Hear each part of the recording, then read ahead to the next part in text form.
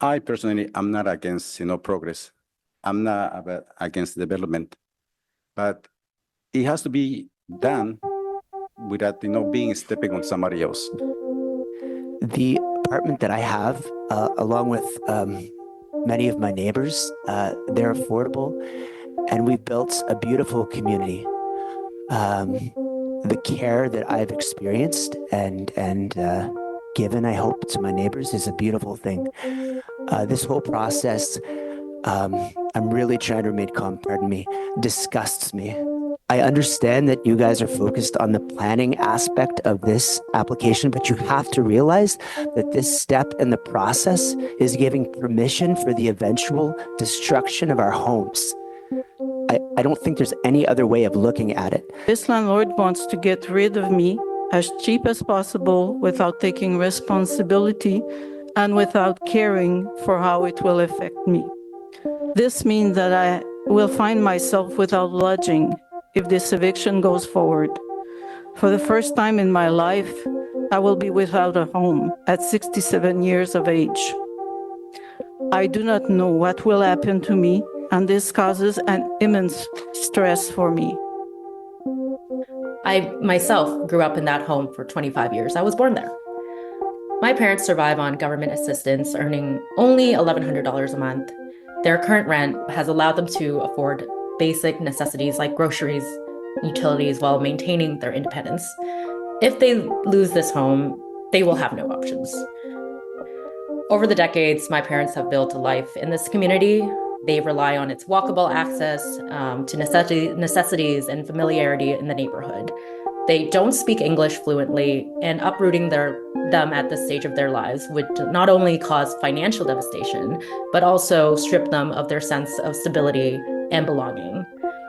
If this mass eviction went through, my household would face a rent hike of triple our current rent. City councils were created to look after the communities. It's a cultural environment. It's not just a studio space. It's not just a student space. It is a family space. It is a working space for all the tenants who are here. And that in itself creates a far more visible and viable and vibrant artistic cultural community. So it's all those things in this one building, and that's what Smart Living's eviction is planning to destroy and not recreate. It's just a joke. To separate the facade from the building is foolish.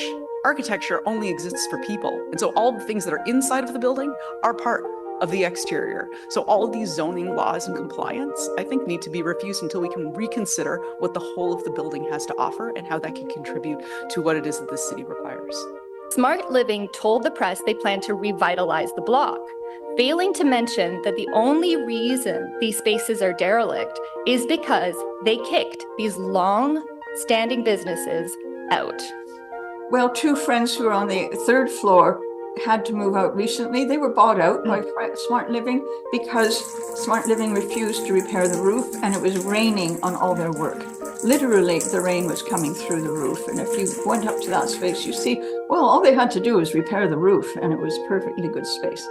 The people that are working inside the vacant commercial spaces, they're leaving a complete mess. You just got to go down there and walk around the block, and you can see that the person or the people, Smart Living, don't care about the property. It's like the deal is sealed for them. They know that you're going to approve it here at City Hall.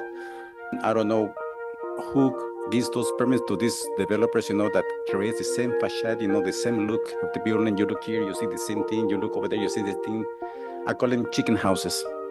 When I brought up the fact that these places they were proposing, the 260 bachelor units, were not livable, workable spaces, they said, well, if you're an artist, you could rent or book our amenity space as long as you clean it up afterwards. If you vote yes for this, it's going to be a big headache in the future for you, and you're going to wish you had voted no.